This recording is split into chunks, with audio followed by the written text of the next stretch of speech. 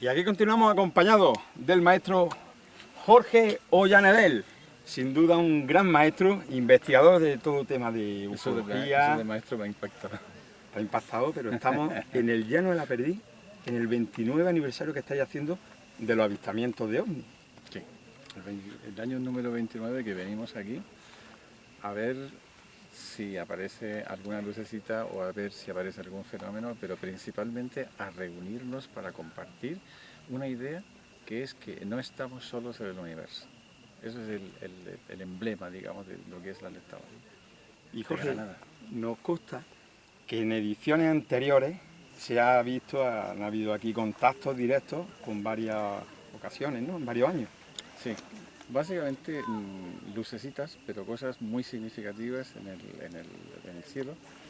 Y hubo un año en que sí hubo cosas más o menos físicas que estuvieron relacionadas con una especie de leyenda urbana que hay de una gente que se llama del planeta Humo. Entonces, en esa época sí hubo un fenómeno físico, ¿ya?, que fue muy impactante. Había poca gente porque fue muy tarde, pero sí fue muy impactante para los que estábamos ahí, que éramos unas 20 personas más o menos. Y Jorge, dentro de lo que es la investigación, ¿cuál es tu área? ¿En qué te desarrollas? Yo me desarrollo, o sea, en la enseñanza. Es decir, muchos están buscando naves, no. Esta gente tiene un mensaje que dar. Y ese mensaje es un mensaje bastante claro, que no tiene que ver tampoco, o sea, es más allá de la palabra amor y quereros todos los unos a los otros, no. Ellos crean un sistema que se utiliza para que la humanidad sea mejor. Están diciendo más o menos, te guían, digamos, cómo puede ser ese sistema adaptado a cada una de las personalidades que tienen contacto con ellos, de tal forma que estas personas puedan, por decirlo de alguna manera, brillar hacia los demás para que los demás puedan ser mejores. Ese es el resumen de todo. Cuando hablas de contacto, ¿cómo se produce? ¿Qué manera de contacto tienes conocimiento? Básicamente es por canalización. Ahora se llama canalización, antes se llamaba mediumnidad y otras veces se llamaban comunicaciones, ¿ya? Pero básicamente es eso, una persona que tiene una facultad de recibir información, ya que hay un sistema de controlar si son ideas tuyas o no, si estás esquizofrénico o no, pero sí llega un momento en que esa información tú la escribes, por ejemplo, o la grabas, ¿ya?, la revisas y empiezas a quitarle las pajas y hay una serie de informaciones, primero, que se redacta de forma como tú no lo harías. Es decir, tú, por ejemplo, estás acostumbrado a escribir con un estilo, ¿no? Y de repente empiezas a escribir con un estilo completamente diferente. Que las ideas, incluso muchas de las ideas, están formuladas en idiomas diferentes. Es decir, no es que tú escribas en un idioma diferente, pero escribes de la forma como lo diría un alemán o un inglés, pero en español, ¿ya? Entonces, la formulación, como digo, cambia. Después, y lógicamente compañeros o compañeras que están alrededor tuyo y de repente pues te juntas, como en esta ocasión, ¿no?, para intercambiar ideas y fortalecerse, ¿no?, y alimentarse de la experiencia de los demás. Y relativo al tema OVNI, la experiencia, digamos, que más te haya impresionado en tu vida, en tu experiencia profesional. Cuando me dijeron que yo... Es que como yo estaba de observador en esto, porque yo estaba simplemente escuchando a una amiga que recibía por escritura automática. Entonces, claro, de repente la escritura automática empieza a hablar de mí y me dice que tú vas a hacer no sé qué, no sé cuánto. Yo me reía, pero francamente, ¿no? O sea, me resultó hasta divertido. Pero poco a poco empiezas a entrar, empiezas a conocer gente y empiezas a darte cuenta que lo que tú les dices por cuenta de ellos, es decir, por lo que tú más o menos has aprendido por las comunicaciones, a estas personas les resulta útil o nuevo. Entonces tú dices, anda, pues bueno, si sirve para algo, pues mira qué bien. Eso es así como pasó, vaya, y como está pasando todavía. Tú mismo lo acabas de comentar, ese contacto cuando al principio te lo tomabas un poco a... Dentro del fenómeno OVNI hay casos que se han demostrado, que han sido, pues, bueno, gente que a lo mejor no estaba demasiado bien psicológicamente, problemas, pero sin embargo no ha habido casos muy serios, grandes profesionales, hablamos de pilotos de compañías aéreas, hablamos de militares con cargos importantes, es decir, que pasamos a un nivel más serio de gente que sorprendentemente en un momento de su vida comenta una experiencia que haya tenido. ¿Qué tendrías que decir referente a todos esos temas en tu punto de vista? Yo diría que coincide cuando la gente deja de creer. Así como ejemplo, en la Biblia cuando los israelitas, se iban al becerro de oro, venía Moisés con las tablas y se los cargaba a todos. ¿Ya? Eso ya ha modificado un poco el sistema y ahora cuando la gente empieza a dejar de creer o empieza a tener falta de fe, empiezan a aparecer estos fenómenos. Además también es un fenómeno cíclico, ocurre más o menos cada 30 años. ¿Y en qué punto estamos ahora mismo de ese ciclo? Está empezando. Se cumple, por aquí está Juanma y también Rafael Casares, que Juan Manuel es astrólogo y Rafael Casares es el que lleva la alerta OVNI aquí en Granada. Y dicen que efectivamente se cumple un círculo completo de Saturno, que es el gran regidor, el enseñador, etc. Y que ahora, de aquí a 2 años más o menos, otra vez va a empezar a surgir todo esto. Es decir, vamos a empezar a ver signos en el cielo, apariciones y cosas de esas, porque a la gente le está faltando la fe de nuevo. Básicamente esa sería la explicación. ¿Qué te parece si hablamos con Rafael Casares, que lo tenemos aquí cerquita? Le vamos a hacer unas preguntillas relacionadas con todo este fenómeno OVNI. Y él es entonces, Rafael, es el responsable... Sí, de Granada 7 del 7 en Granada. Dime, Luis. Muy buenas noches, lo primero, a este gran entrevista con estos dos grandes expertos en temas de OVNI y sobre todo en todo tema de investigación general. Nos estaba comentando un poquito el tema del ciclo de los 30 años que estamos a punto de comenzar. Háblanos un poquito de ese ciclo.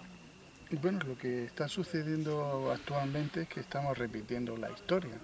Se vuelven a cometer los mismos errores una y otra vez, pero en un nivel ligeramente distinto, como una especie de espiral ascendente.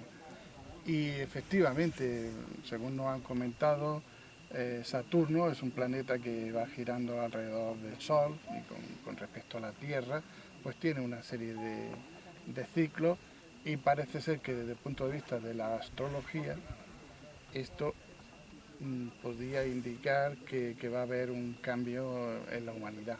Ojalá sea así, ojalá la idea de que haya una hermandad con otros seres inteligentes fuera de nuestra Tierra, pues sea como un acicate para que la sociedad humana pues despierte un poquito y se deje un poco de tanto materialismo, de tantas ideas perturbadoras, de guerra, y nos centremos más en otros asuntos, como por ejemplo colonizar el espacio, que tenemos posibilidad científica y económica para hacerlo, pero se dedican a otros menesteres, tales como hemos dicho antes, las guerras. Entonces, quizás si hubiera otro ciclo astrológico, me gustaría que empezara por aquí. Aquí empezamos hace muchos años, hace 29, como pronto, y en el 89, 91 y 93 yo tuve la oportunidad de poder ver junto con otros investigadores y testigos una serie de luces en el cielo que fueron testigos, por ejemplo, pues, la gente de la Radio Estilo, por ejemplo. Recuerdo que de su terraza estuvimos viendo una serie de movimientos extrañísimos de objetos, de luces que no tuvieron una explicación, salieron en la prensa. Esto ha salido tantas veces en la prensa y radio y televisión que por ciclo desaparece el interés, luego vuelve a aparecer. Estamos hablando de esos ciclos y espero que vuelva a surgir todas esas manifestaciones que trajeron aquí, como tú sabes, a miles de personas en un momento dado. Sí, es que hemos cubierto varios años aquí para varias cadenas y la verdad que impresionante la capacidad de convocatoria a un acto, a un evento como el tema de OVNI. Llama tanto la atención. Claro, porque Jorge estableció un patrón, porque a él le gusta mucho la matemática y la numerología. Entonces, 7 del 7 siempre he recordado. A lo mejor sería más cómodo poner todos los viernes para la gente que tiene trabajo, poder asistir a estas concentraciones, estas vigilancias. Pero 7 del 7 siempre se ha mantenido, todos los 7 del 7, sea lunes, martes, miércoles. Hemos estado aquí con este año jueves.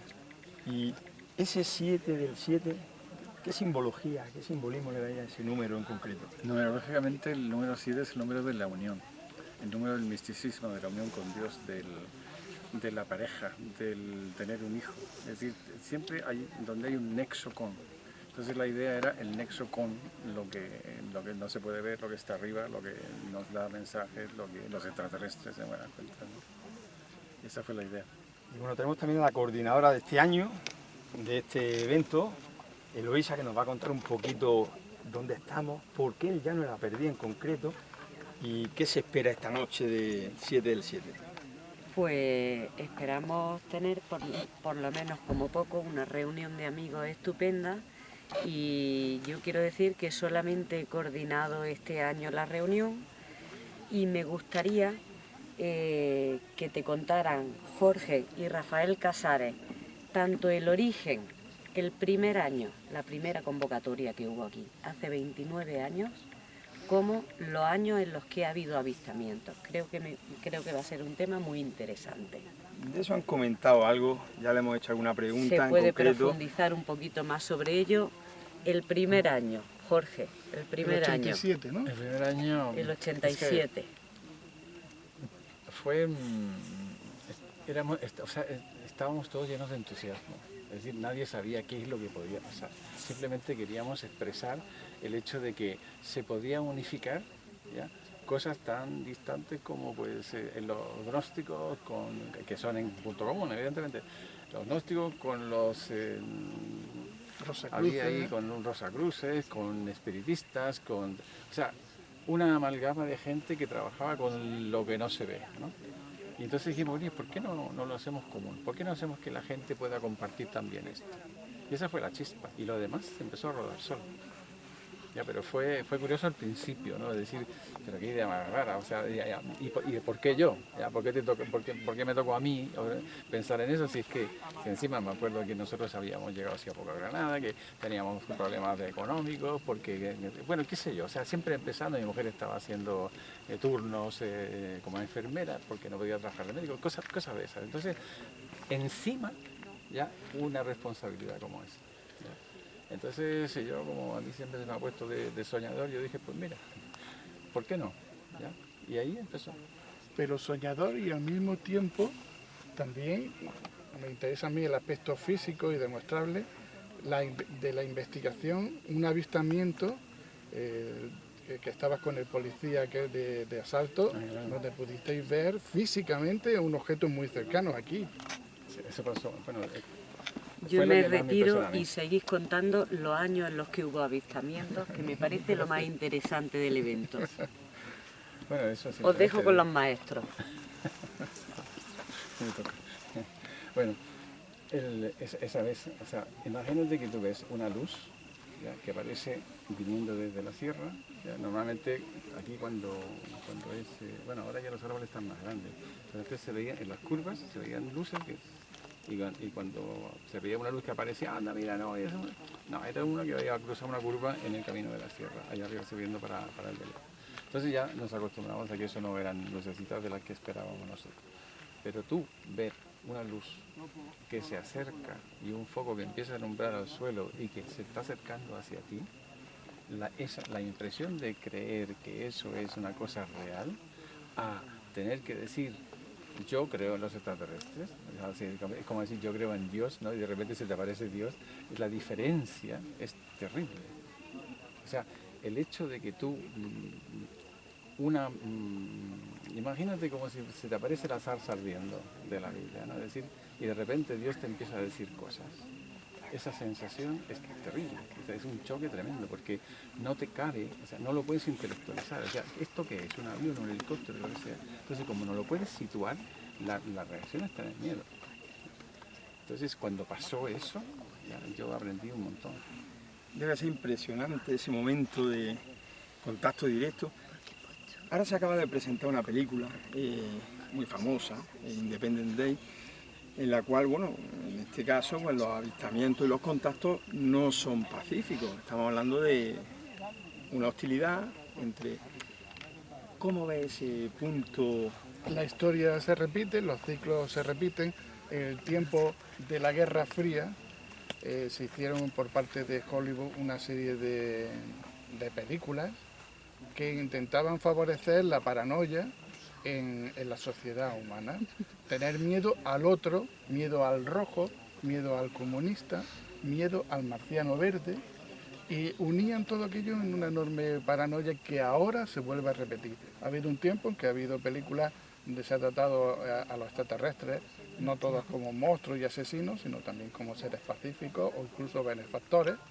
Y ahora vuelve el terror, vuelve las películas de conflicto, donde solo hay guerra, ametralladoras, cañones. Y volvemos de nuevo al ciclo de la paranoia, justo cuando hay una escalada que se puede decir que es la segunda guerra fría que está viviendo Occidente, que estamos viviendo todos, con riesgo de catástrofes nucleares, biológicas, de todo tipo, del terrorismo. Y creo que esa manipulación de las películas va en ese entorno. Es algo triste porque nosotros pensamos que también hay gente bondadosa en otras partes del universo. ¿Por qué no? Y ojalá nos pudieran ayudar en nuestro afán de poder conquistar pues, otros planetas, otros asentamientos, Marte, la Luna y los asteroides, ir a los 4 satélites de Júpiter, que allí seguramente hay medios para poder establecernos, pero parece ser que es más interesante el conflicto, la guerra, el meter miedo a la gente, en mi opinión. Y cuéntanos, Jorge, ¿crees que estaría esta civilización preparada para un contacto global? Buena pregunta. Yo pienso que primero no puede ser un contacto global, tiene que ser un contacto local, ¿ya? Pero es que si tú te pones a pensar en precisamente la forma como ha ocurrido todo esto, llámese cómo comenzaron las religiones, siempre como te decía antes, como alguien de fuera, con alguien de fuera, aquí va a pasar más o menos lo mismo.